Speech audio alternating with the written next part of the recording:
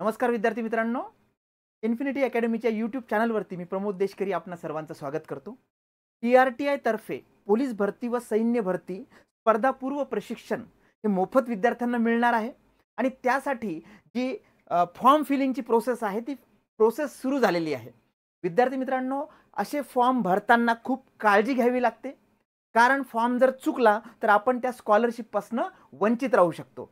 त्याच्यामुळे step by step आपण समजून घेणार आहोत की हा फॉर्म कसा भरायचा, कुठले कागदपत्र लागणार आहे, ते कसे अपलोड करायचे, काय साइज मध्ये असले पाहिजेत आणि संपूर्ण प्रोसेस एकदम सोप्या आणि सरळ भाषेमध्ये आपण समजावून सांगणार आहोत।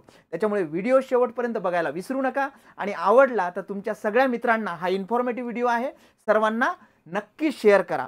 तर विद्यार्थी मित्रांनो, TRTI तर्फे पोलीस व सैन्य भरती स्पर्धापूर्व प्रशिक्षण 2025-26 साठी ऑनलाइन अर्ज प्रणाली जी आहे ती सुरू झालेली आहे। आता याच्यामध्ये काय मिळणार आहे तुम्हाला, तर एक साधारणतः तुमचं जे स्कॉलरशिप आहे विद्यावेतनच्या फॉर्मॅटमध्ये तर तुम्हाला मिळणार आहे जवळपास 72,000 रुपये तुम्हाला हे याच्यामध्ये मिळणार आहे। तर विद्यार्थी मित्रांनो, हे फॉर्म कसा भरायचा, याच्यासाठी कोण पात्र आहेत, या संबंधीचे सगळे व्हिडिओज आपल्या यूट्यूब चॅनलवरती यापूर्वीच आपण अपलोड केलेले आहेत। कुठले कागदपत्र लागतात, काय लागतात, ओके, काय प्रोसेस आहे, हे सगळे व्हिडिओज जर तुम्ही नसेल बघितले तर नक्की बघा। या सेशनमध्ये आपण ऑनलाइन फॉर्म कसा भरायचा TRTI या पोलीस भरती व सैन्य भरती स्पर्धा पूर्व प्रशिक्षणाचे स्कॉलरशिप मिळवण्यासाठी हे बघणार आहोत। ओके विद्यार्थी मित्रांनो, 72,000 रुपयाची स्कॉलरशिप मिळणार आहे। याच्यामध्ये तुम्ही कुठलंही एक ट्रेनिंग हे घेऊ शकता जे मोफत मिळणार आहे आणि आपल्या इन्फिनिटी अकॅडमी तर्फे विद्यार्थ्यांना याच्यामध्ये मार्गदर्शन सुद्धा मिळणार आहे की कशा पद्धतीने फॉर्म भरायचा आहे। ओके, अधिक माहितीसाठी आपला जो नंबर आहे बघा 8830526802 किंवा 9119587191, तुम्ही पुणे येथल्या आपल्या नारायणपेठ मधल्या इन्फिनिटी अकॅडमीच्या ऑफिसमध्ये येऊ शकता मार्गदर्शनासाठी। तसंच नाशिकला अशोक स्तंभला जे आपली ब्रांच आहे तिथे सुद्धा जाऊ शकता। ओके विद्यार्थी मित्रांनो, फॉर्म ऑलरेडी सुरू झालेले आहेत भरायला आणि 13 ऑक्टोबर ही शेवटची तारीख आहे। लिंक डिस्क्रिप्शन मध्ये फॉर्म भरण्याची ऑलरेडी दिलेली आहे। जर तुम्हाला काही हेल्प लागत असेल तर गुगल फॉर्म सुद्धा दिलेला आहे, तो सुद्धा भरून घ्या। याच्यामध्ये काय डॉक्युमेंट्स लागतात याच्याबद्दलचे व्हिडिओज आपल्या YouTube वरती ऑलरेडी अवेलेबल आहे, तर तुम्ही ते घेऊ शकता। ओके, बघू शकता, त्याच्यामध्ये सगळी मार्गदर्शन तुम्हाला मिळेल। ओके, सगळ्यात पहिल्यांदा तुम्हाला TRTI च्या ऑफिशियल वेबसाईट वरती जायचं आहे। ओके, आदिवासी संशोधन व प्रशिक्षण संस्था महाराष्ट्र शासन यांच्या वेबसाईट वरती गेलात तुम्ही तर तुम्हाला इथे ब्लिंक होणारे दोन ऑप्शन दिसेल। एक ऑनलाइन विकल्प पोर्टल आहे बघा आणि एक वेगळी ॲडव्हर्टाइजमेंट आहे, तिकडे लक्ष द्यायचं नाही। ऑनलाइन विकल्प पोर्टल याच्यावरती तुम्ही काय करायचंय, क्लिक करायचंय। तुम्ही क्लिक केल्यानंतर तुम्हाला ह्या टाइपची विंडो दिसेल। याच्यामध्ये सगळ्यात महत्त्वाचं शेवटी कॅन्डिडेट लॉगिन आहे बघा, तर कॅन्डिडेट लॉगिन म्हणजे उमेदवारासाठी जे लॉगिन आहे तिथे क्लिक करायचंय। कॅन्डिडेट लॉगिन वरती तुम्ही क्लिक केलं की तुम्ही आपल्याला रजिस्ट्रेशन करायचं आहे। तर रजिस्ट्रेशनची सिंपल प्रोसेस आहे। दोन महत्त्वाच्या गोष्टी, या चुका बिलकुल टाळू नका। जो मोबाईल क्रमांक तुमचा सुरू आहे ज्याच्यावरती OTP येऊ शकतो आणि जो लॉंग लाईफ तुमच्या सोबत राहणार आहे येणाऱ्या काळामध्ये, असाच मोबाईल नंबर तुम्ही द्यायचा आहे। मित्राचा दिला किंवा आपण जिथे फॉर्म भरला जातो तिथल्या एखाद्याचा दिला असं करू नका। जो मोबाईल नंबर सुरू राहील, सिम कार्ड सुरू राहील, चार्ज राहील, रिचार्ज राहील, याची काळजी घ्या। दुसरा महत्त्वाचा पार्ट म्हणजे ईमेल ID। आता बऱ्याचशा विद्यार्थी मित्रांकडे ईमेल ID नसेल तर त्यांनी ईमेल ID जो आहे तो काढून घ्या। एकदम सोपी प्रोसेस असते। ईमेल ID आणि मोबाईल नंबर हे चालूच असले पाहिजे, कारण इथून पुढचं सगळं तुमच्या सोबतचं जे कम्युनिकेशन आहे, तुमच्या सोबतचा सगळा जो संवाद आहे तो त्याच्या माध्यमातून होणार आहे। ओके, तर दोन गोष्टी महत्त्वाच्या लक्षात घ्या। एक आहे ईमेल ID, ओके, आणि दुसरा आहे तुमचा सुरू असलेला मोबाईल नंबर। सगळ्यात पहिल्यांदा आपल्याला कॅन्डिडेट लॉगिन मध्ये जायचे विद्यार्थी मित्रांनो। कॅन्डिडेट लॉगिन मध्ये आपल्याला रजिस्ट्रेशन करण्यासाठी दोन गोष्टी ते विचारेल। पहिलं विचारेल रजिस्टर्ड ईमेल ID। आता जो रजिस्टर्ड ईमेल ID आहे तो आपल्याला टाकायचा आहे आणि दुसरा आहे पासवर्ड।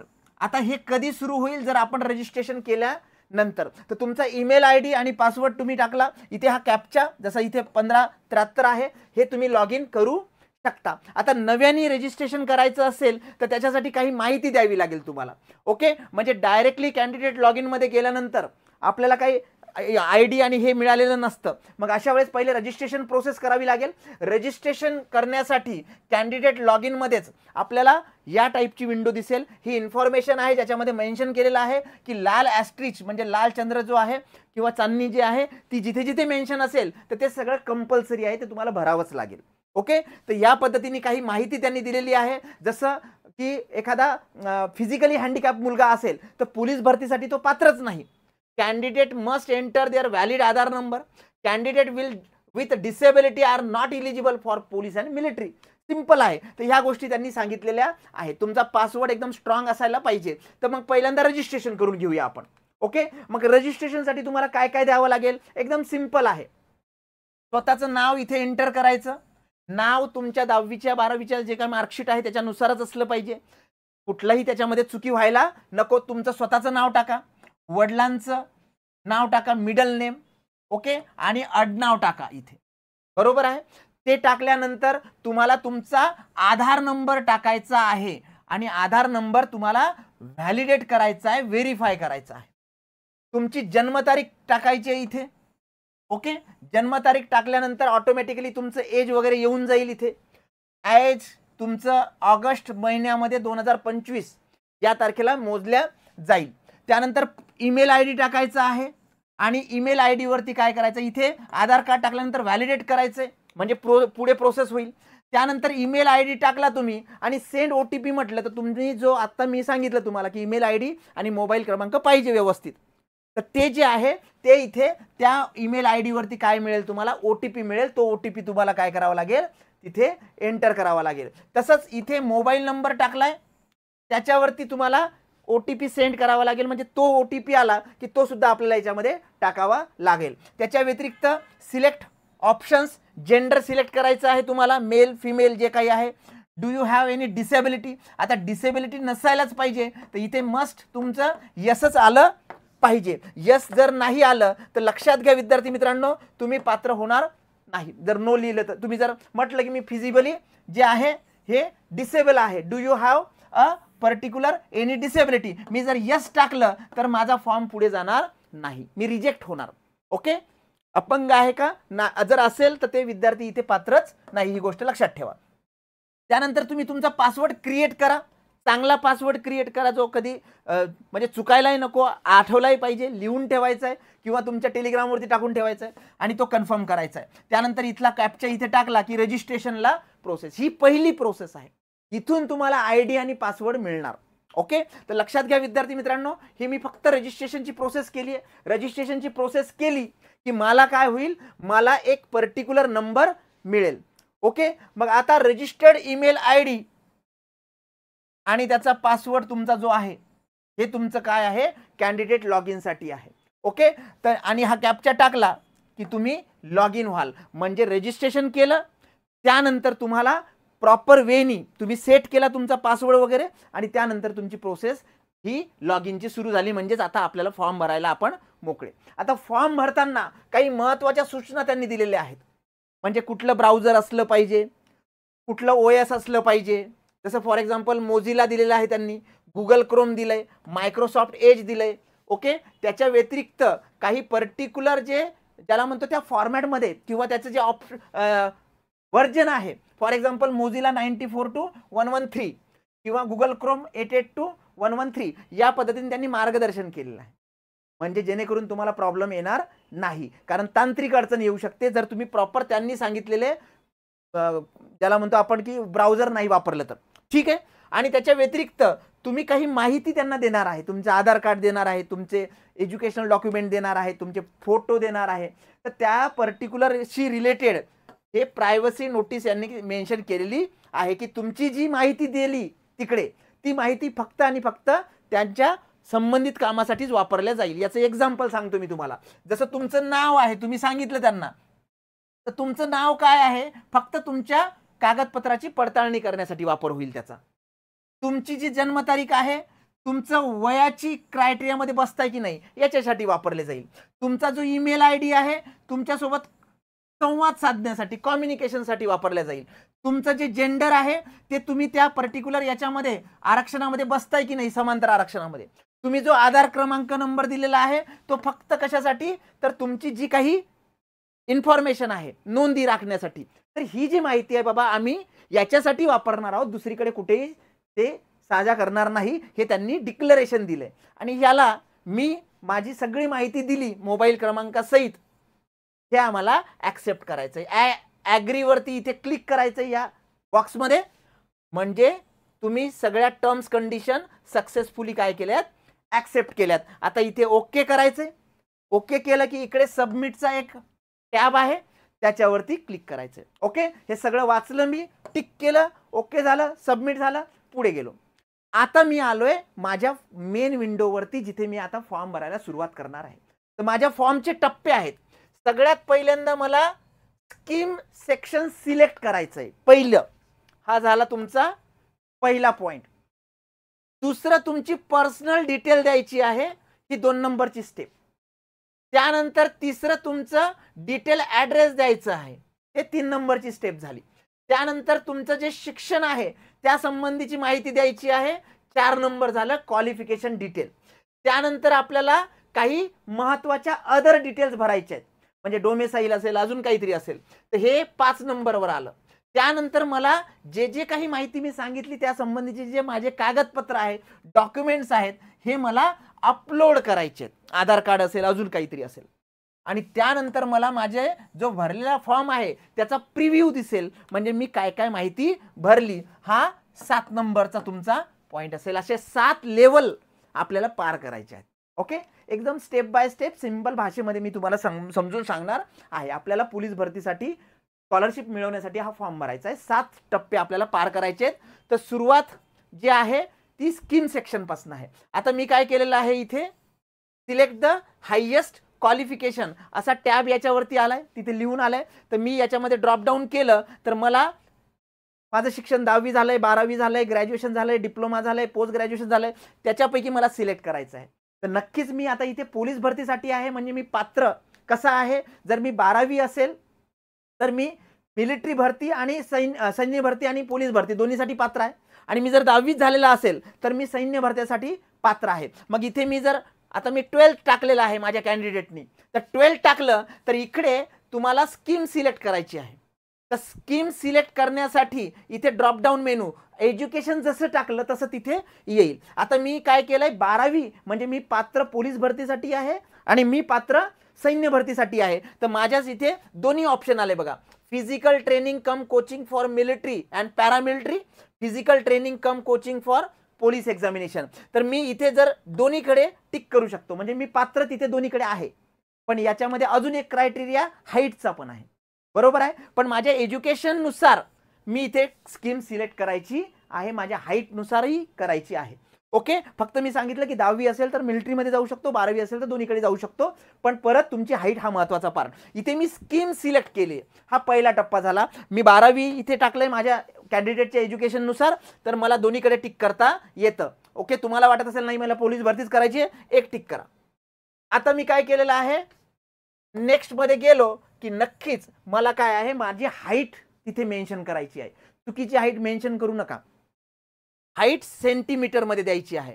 आता इथे आपल्याला माहिती आहे की जर पोलीस भरती असेल, ओके, तर पोलीस भरती असेल आणि जर मेल असेल, मेल कॅन्डिडेट, तर आपल्याला माहिती आहे की स्पेसिफिकली त्याचं फिजिकल पॅरामीटर काय लागतं, त्यानुसार आपल्याला भरायचं आहे. पोलीस भरतीसाठी हाईट जी आहे मिनिमम 160 सेंटीमीटर आणि महिलांसाठी म्हणजे फिमेलसाठी आपल्याला माहिती आहे 150 सेंटीमीटर कमीत कमी, हे पोलीस भरतीसाठी आहे. आणि इथे चेस्ट जी आहे मेलसाठी आपल्याला माहिती आहे 79 सेंटीमीटर. मग आता इथे हाईट मेन्शन करायची आहे. मी जर हाईट मेन्शन केली, समजा 155 सेंटीमीटर केली, तर 155 बरोबर आहे, मी पोलीससाठी पात्र आहे. आणि मिलिटरीसाठी काय आहे, हाईट मेल 168 सेंटीमीटर, म्हणजे मी पात्र नाही. म्हणजे तुम्ही जर 155 टाकलं तर डायरेक्ट तिथे मेसेज येईल की you are not fit for military. तर मग त्यानुसार तुमची जी ॲक्च्युअल आहे इथे मी पोलीससाठी मेन्शन केलंय, मिलिटरीसाठी मी परत मेन्शन करतो, मिलिटरीसाठी मेल जर असेल तर तो 168 सेंटीमीटर कमीत कमी असायला पाहिजे आणि फिमेल जर असेल तर 157 सेंटीमीटर कमीत कमी असायला पाहिजे. ही गोष्ट लक्षात ठेवा. इथे मी फिजिकल क्रायटेरिया पास केला, सेव्ह अँड नेक्स्ट म्हटलं, मी पुढच्या पानावर गेलो. आता मी स्कीम सिलेक्ट केली तर इथे ग्रीन टिक आली बघा, हे इथे ग्रीन टिक आली, स्कीम सिलेक्ट केली. ओके, त्यानंतर आता पर्सनल डिटेल भरायचे आहेत मला. तर माझ्याकडे मी जेव्हा रजिस्ट्रेशन केलं माझा एक पर्टिक्युलर PRN नंबर जनरेट झाला आणि तो जो नंबर आहे तो व्यवस्थित जपून ठेवा. ओके, मग आता याच्यामध्ये काय करायचंय, मला माझा फोटो अपलोड करायचा आहे, पासपोर्ट. तो पहिलेच तयार करून ठेवायचा, त्याला नाव देऊन ठेवायचं, प्रॉपर त्या साईजमध्ये करायचा. त्यानंतर वैयक्तिक म्हणजे जे काही तुमचे पर्सनल डिटेल आहे, तुमचा आधार नंबर असेल, ओके, तुमचं नाव जसं आधार कार्ड नंबरवरती आहे तुमचं नाव, ओके, त्यानंतर तुमच्या वडिलांचं नाव, आडनाव, मॅरिटल स्टेटस, लग्न झालंय नाही झालंय, आणि जर तुम्ही नाव चेंज केलं असेल तर इथे येस करायचं, नाही तर ओके. म्हणजे पहिल्यांदा स्कीम सिलेक्ट केली, पोलीस भरती किंवा मिलिटरी. त्यानंतर माझे पर्सनल इन्फॉर्मेशन लिहिलं, माझं नाव, वडिलांचं नाव, आडनाव, त्याच्या व्यतिरिक्त मी लग्न झालेलं आहे नाही आहे, बरोबर आहे. आता नेक्स्ट वरती जाऊया आपण, 1 बाय 1 स्टेप. ठीक आहे, आता मला त्याच्यामध्येच म्हणजे या पर्सनल डिटेल्समध्ये वडिलांचं नाव, वडिलांच्या वडिलांचं नाव, आडनाव, आईचं नाव, आईचं मध्य नाव म्हणजे तुमच्या वडिलांचं नाव आणि तुमच्या आईचं आडनाव, त्यानंतर मोबाईल क्रमांक ऑलरेडी तिकडे टाकलेला आहे, तो ऑटो जनरेट होईल. इथे ईमेल ID बघा तिकडे टाकलेलाच आहे मी. त्याच्या व्यतिरिक्त जर तुम्हाला अल्टरनेट नंबर द्यायचा असेल तर तो द्यायचा, दिला तर चांगलंच होईल. ठीक आहे, त्यानंतर तुम्ही महिला आरक्षण घेऊ इच्छिता का, इथे यस नो करायचं जर महिला असेल, बरोबर आहे. तुमची जन्मतारीख टाकायची आहे, जन्मतारीख इथे टाकल्याबरोबर हे ऑटोमॅटिकली जनरेट होईल की ऑगस्ट 2025 ला तुम्ही किती वर्ष, किती महिने, किती दिवसाचे आहात ते जनरेट होईल, काही गरज नाही तिथे. त्यानंतर कॅटेगरी, आता आपल्याला माहिती आहे ST कॅटेगरीशी संबंधित आहे, आणि कास्ट ट्राईब त्याच्यामधला ऑप्शन सिलेक्ट करायचा आहे. आणि गव्हर्नमेंट एम्प्लॉई असेल तर यस नो करायचं आहे, पण गव्हर्नमेंट एम्प्लॉई असेल तर तुम्हाला घेता येणार नाही, नो करायचं इथे. आणि ऑर्फन आहात का म्हणजेच अनाथ आहात का. इथे अनाथमध्ये 2 प्रकार आहे बघा, संस्थात्मक आणि असंस्थात्मक. संस्थात्मक म्हणजे जे विद्यार्थी संस्थेमध्ये आहेत, 18 वर्षापेक्षा कमी असतात ते विद्यार्थी, त्यांनाच आपण कन्सिडर करतो. इथे सेव्ह अँड नेक्स्ट करू शकता, पण वाटलं इथं काहीतरी चुकलंय तर मला प्रिव्हियस जाऊन परत रिकरेक्ट करता येतं. आता मी ही पर्सनल माहिती भरली तर इथं टिक आलं बघा, ग्रीन टिक, पर्सनल माहिती म्हणजे सगळ्यात पहिले स्कीम, नंतर पर्सनल माहिती. आता मला ॲड्रेस भरायचा आहे, सिंपल आहे ॲड्रेस, एकदम सोपा. तुमचा परमनंट ॲड्रेस लिहायचा आहे, पिन कोड लिहायचं आहे, कुठलं गाव आहे, तालुका कुठला आहे, जिल्हा कुठला आहे आणि महाराष्ट्र राज्य. आता तुमचा परमनंट ॲड्रेस आणि करस्पॉन्डन्स ॲड्रेस हा जर सेम असेल तर त्याच्यानंतर हे बघा, हे कम्युनिकेशनसाठी कुठला ॲड्रेस आहे. इथं म्हटलंय की जर कम्युनिकेशन ॲड्रेस आणि परमनंट ॲड्रेस सेम असेल तर इथे टिक करायचं या बॉक्समध्ये. तिथे जर टिक केलं तर ऑटोमॅटिकली मागचं सगळं येतं. आणि जर नसेल, वेगळा पत्ता असेल तर तसं लिहा इथे, पण असं सहजासहजी करू नका. तुमचा जो परमनंट ॲड्रेस आहे तोच मेन्शन करा, सिंपल. आता ॲड्रेस डिटेल भरल्याबरोबर इथे क्लिक झालं बघा. आता मला शिक्षण लिहायचंय, शिक्षणची माहिती द्यायची आहे, क्वालिफिकेशन डिटेल. तर क्वालिफिकेशन डिटेल यांनी स्पष्ट मेन्शन केलेलं आहे की 10वी नुसारच तुमचा तपशील भरणे, ओके, म्हणजे नाव वगैरे हे महत्वाचं आहे. तर सगळ्यात पहिले 10वी क्वालिफिकेशन, बोर्ड कुठलं होतं त्याच्यामधनं ड्रॉप डाऊन मध्ये गेले की येतं Maharashtra board, ICSE board, CBSE board, जे काही असेल. कधी पास आउट झालात तुम्ही, कधी 10वी झालं तुमचं, आणि तुमच्या शाळेचं कॉलेजचं नाव काय होतं, ओके, हे झालं 10वीचं. आणि मेथड ऑफ इव्हॅल्युएशन म्हणजे CGPA होता, पर्सेंटेज होता, ग्रेड होता, ओके. सिलेक्ट मेथड, त्याच्यामध्ये सिलेक्ट मेथड करायचं आहे, कारण मेथड सिलेक्ट केली की तुम्हाला त्याच्यामध्ये काय होईल, त्याच्यामध्ये तुम्हाला CGPA जे काही असेल पर्सेंटेज ते लिहिता येईल. तसंच 12वीचं, त्यांचं 12वी झालं त्यांनी 12वीचं लिहायचं की 12वी किंवा तुमचं HSC ग्रेड, कुठलं बोर्ड होतं, कधी पास आउट झाला, 12वी आर्ट होतं, सायन्स होतं, कॉमर्स होतं, आणि परत इथे कॉलेजचं नाव आणि select the method of what valuation, evaluation म्हणजे ग्रेडिंग होतं, पर्सेंटेज होते, काय होते. 10वी 12वीचं दोन्ही मी सबमिट केलं, सेव्ह अँड नेक्स्ट केलं, ओके. आता त्याच्या व्यतिरिक्त क्वालिफिकेशन डिटेल झालेत, स्कीम झाली, पर्सनल माहिती झाली, ॲड्रेस पत्ता झाला, क्वालिफिकेशन. आता अदर डिटेलमध्ये डोमेसाईल आहे की नाही, डोमेसाईल आहे, यसच करावं लागेल. यस असेल तरच तुम्ही पात्र आहात. त्या डोमेसाईल सर्टिफिकेटचा आहेत की नाही हे चेक करावं लागेल तुम्हाला. त्याच्यामध्ये काय मेन्शन आहे ते सगळी मेन्शन असलेली गोष्ट लिहावी लागेल. त्यानंतर तुमचं कास्ट सर्टिफिकेट, कास्ट सर्टिफिकेटची माहिती, कास्ट सर्टिफिकेट अवेलेबल आहे की नाही. ओके. त्यानंतर कास्ट सर्टिफिकेटवरचा बारकोड नंबर अवेलेबल आहे असंच लिहावं लागेल. तुमच्याकडे असलंच पाहिजे. इश्युइंग डिस्ट्रिक्ट कोण्या जिल्ह्यामधनं तुम्हाला जातीचं प्रमाण जमातीचं प्रमाणपत्र मिळालं, त्यानंतर कोणत्या तालुक्यामधनं मिळालं आणि कुणी दिलं. ओके. तर डेफिनेटली तहसीलदार असेल, तुमचं BDO असेल, अजून कोण असेल तर त्याच्यानुसार ही माहिती सगळी व्यवस्थित भरायची डोमेसाईल आणि जातीचे प्रमाणपत्राबद्दल. त्यानंतर सगळ्यात महत्त्वाचं म्हणजे कास्ट व्हॅलिडिटी सर्टिफिकेट.